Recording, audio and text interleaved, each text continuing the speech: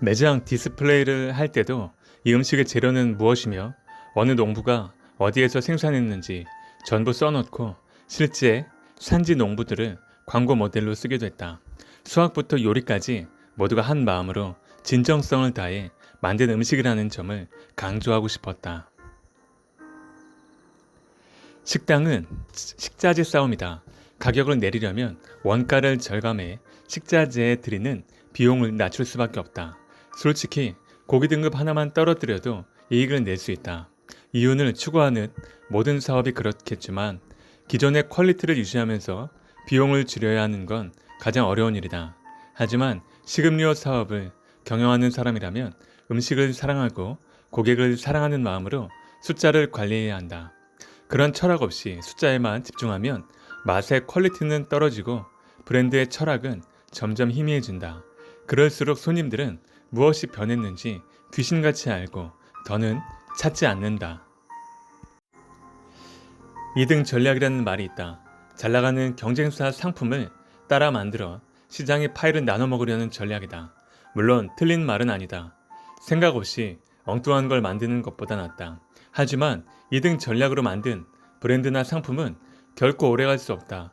파이의 한계를 벗어나면 서로 망하는 싸움이 되고 만다. 어떤 상품이 잘 팔린다고 해서 무작정 따라하면 안 된다. 아이템이 아닌 상황을 봐야 한다. 잘 팔리는 맛과 가격, 서비스에 지갑을 여는 소비자의 마음을 읽어야 한다.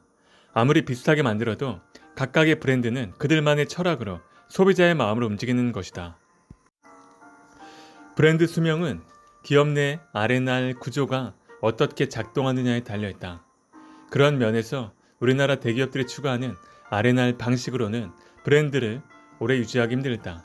브랜드를 만든 원작자의 철학을 지키는 것을 우선으로 하고 그 다음에 손익을 계산해야 하는데 눈앞의 이익만을 보고 원가 절감을 하거나 구조 조정을 하는 일이 태반이기 때문이다. 대기업에는 위치와 상권이 저마다 다른 점장들을 하나로 관리하기 위한 상위 조직을 두고 각 매장에 지시를 내린다. 현장을 모르는 사람들이 브랜드를 기획하고 운영하는 방식으로는 점점 진화되는 소비자의 니즈를 맞출 수 없을 것이다. 일관된 철학과 이유 있는 고집이 오래가는 브랜드를 만든다는 점을 잊지 않았으면 좋겠다. 업에 대한 본질을 지키는 것, 이것이 경영의 핵심임을 마음에 새기길 바란다. 전경련 회관 50층에는 세상의 모든 아침, 4대 붓집, 곳간 그리고 연애 공간인 프로미나드 이렇게 4곳을 만들기로 했다. 같은 공간에 있는 브랜드지만 나는 각각의 스토리가 있어야 한다고 생각했다. 브랜드의 스토리가 곧 브랜드의 가치를 결정하기 때문이다. 전경련 꼭대기층에서는 아침에 해가 뜨는 것을 볼 수 있는데 여기서 아침이라는 아이디어를 얻었다. 아침은 새로운 시작을 의미하기도 한다. 우리에게는 매일 새로운 시작이 있어야 한다. 이 메시지를 나누고 싶었다. 또 아침은 매일 신선한 재료로 하루를 맞는다는 의미이기도 하다. 그래서 레스토랑 이름을 세상의 모든 아침이라고 붙였다. 그리고 세계의 다양한 아침 식사를 메뉴로 정했다. 내가 생각하는 세상의 모든 아침의 성공 요인은 바로 콘셉트다. 브랜드 이름과 브랜드의 분위기가 젊은 여성 소비자들의 취향을 제대로 저격했다.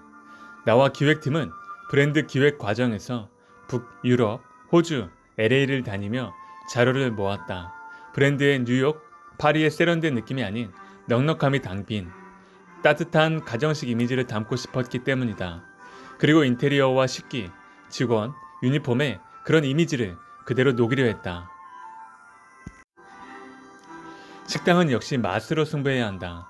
아무리 분위기가 좋고 그릇이 예뻐도 맛이 있어야 사람들이 찾는 것 아니겠는가. 그 맛을 홍보하는 사람들, 사실상 세상의 모든 아침을 성공시킨 주인공은 인플루언서들이다. 지금 시대는 먹는 것으로 나를 표현하는 시대다. 무엇을 먹느냐가 그 사람의 지위를 나타내기 때문이다. 인플루언서들은 자신이 먹는 음식이나 패션, 그리고 그들의 라이프 스타일로 자신의 위치를 표현한다. 그리고 인플루언서들을 지켜보는 대중들도 그들을 따라하며 자신도 그들처럼 되길 바란다. 개장 당시가 5년 전쯤인데 인플루언서라는 단어가 막 대중에게 알려지기 시작하는 시기였다. 처음에 나는 주로 가까운 연예인들을 초대해서 홍보를 부탁하곤 했는데 주변 사람들이 말했다.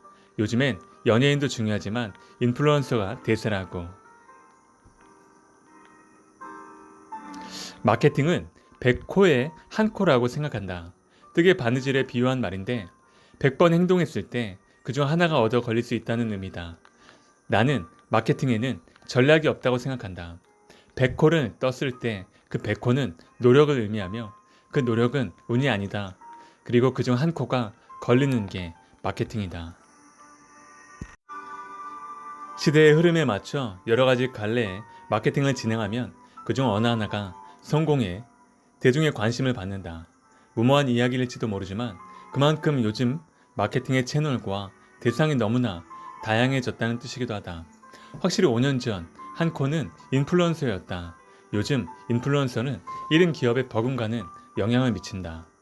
나는 인스타그램이 뭔지도 몰랐지만 그 위력을 실감한 후에는 인스타그램을 시작해 열심히 사진을 올리고 있다.